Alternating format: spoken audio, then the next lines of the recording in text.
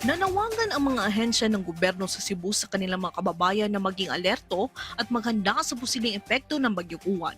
Mahigpit ding binabantayan ng Emergency Operations Center ng Cebu Provincial Government ang naturang bagyo.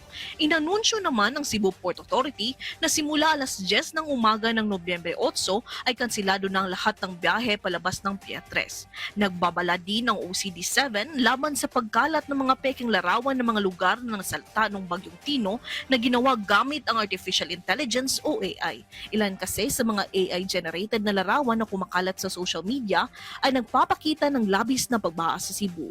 Mamalihog lang especially sa mga vlogger and likewise mga content creator na kung mo-post magaling mo, katog yung mga tinuod na mga pictures, dili ng mga AI generated kay maka-create man na siya og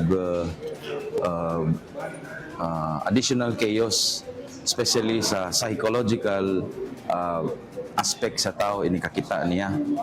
Kay ang Pilipino ra ba dali ra maluoy. So samot siya kung makakita sa mga pictures na devastated. Hinihikayat ni Balaba ang publiko na sa opisyal na ulat ng panahon mula sa Pag-asa lang magtiwala, lalo na tungkol sa Typhoon Uwan. Though forecasted already dahil Pag-asa nga karon pa lang daan, severe tropical storm siya outside PAR. So nigsuod niya as forecasted again by Pag-asa nga typhoon category tapos mag super typhoon.